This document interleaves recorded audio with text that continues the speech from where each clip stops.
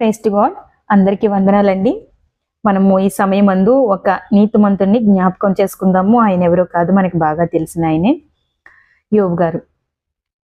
యోబు గారికి వచ్చిన మహాశ్రమలలో భయంకరమైనది, అతి ఘోరమైనది, తన భార్య వచ్చి ఇంకా యథార్థతను విడిచిపెట్టవా, దేవుణ్ణి దూషించి చచ్చిపో అని ఆవిడ కోరడం జరిగింది. చూడండి, ఏ భార్య కూడా తన భర్తని చచ్చిపో అని కోరడం అనేది ఉండనే ఉండదు. అది అసాధ్యమైనది. కానీ భర్తకి ఏదైనా చిన్న విషయంలో ఏదైనా ఇబ్బంది వస్తేనే భార్య ఎంతగానో బాధపడుతుంది కదా.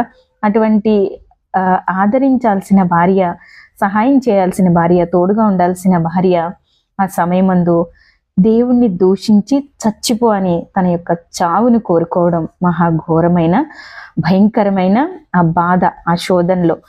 అయితే మనం ముఖ్యంగా జ్ఞాపకం చేసుకోవాల్సింది, భార్య కోరుకున్నదా ఆయన యొక్క చావుని, లేక భార్య వెనక నిలబడ్డ అపవాది కోరుకున్నాడా? ఒక మనిషి యొక్క చావుని, ఒక మనిషి యొక్క పతనాన్ని అపవాది కోరుకున్నాడు, తన భార్య కాదు. గనుక ఆ యోబు గారు ఆ యొక్క సందర్భంలో తన భార్యతో మాట్లాడుతూ ఉన్నప్పుడు కనీసం తన నోటిలో నుంచి ఒక మాట ద్వారా కూడా ఆయన పాపాన్ని చెయ్యలేదండి.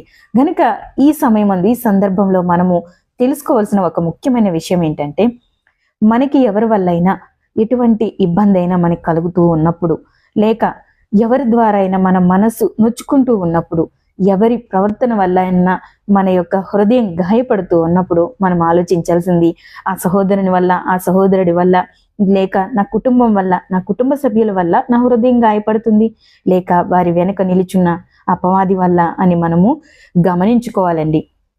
గనుక ప్రియమైన సహోదరుడా, సహోదరి, మీరు ఒకవేళ ఈ లోక సంబంధమైన సమస్యలలో, ఈ లోక సంబంధంగా ఏదైనా శోధనలో, ఇబ్బందులు, ఇరుకులో ఉంటే గనుక, ఒకవేళ ఇలాంటి సమస్యలు మన జీవితంలో వస్తూ ఉంటే గనుక, మనము ఇప్పుడే ఈ సమయమందే మన హృదయాన్ని దేవునికి సమర్పించుకుని మనము ప్రార్థన చేయాలి, వాక్యాన్ని చదవాలి, దేవుని వాక్యాన్ని ధ్యానించాలి, ఆత్మపూర్ణులమై దేవుని సన్నిధిలో గడపాలి.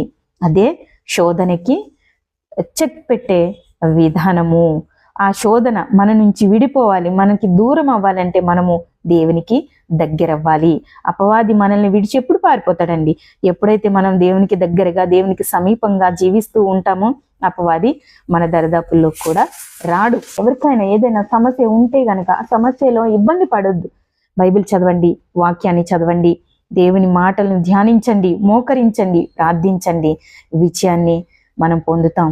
దేవుడు మనకు తోడై ఉండి మన ప్రతి సమస్యను కూడా ఆయన తీరుస్తారు.